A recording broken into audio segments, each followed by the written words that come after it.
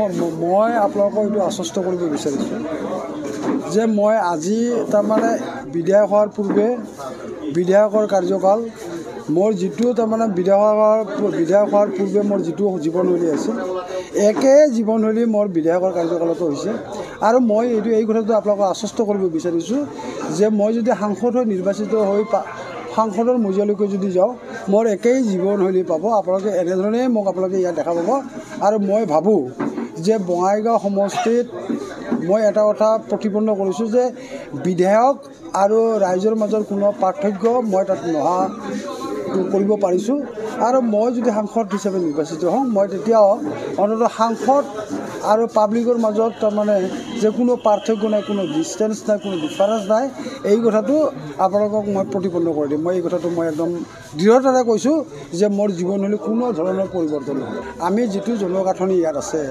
তাৰমানে আমি 4 লাখৰ তলত তাৰমানে ব্যৱধান নহ'ব বুলি মই বিবেচনা কৰিছোঁ। আপোনালোকৰ মিত্ৰজোঁটে কিমানখন আসন পাব বুলি নাই মিত্ৰজোঁটে এতিয়া ইতিমধ্যে আমাৰ মুখ্যমন্ত্ৰী কৈছে 12খন আসন পাব বুলি কৈছে। এখন আসন দিয়া আছে, গতিকে 12খন আসনটো আমি পামেই। এতিয়া এখন আসনৰ চন্দ্ৰ আছে, এখন আসন যদি পায় তেতিয়াহ'লে সেই খণ্ডত থকা আসনখন যদি পায় তেতিয়াহ'লে 14খন 13খন হ'ব।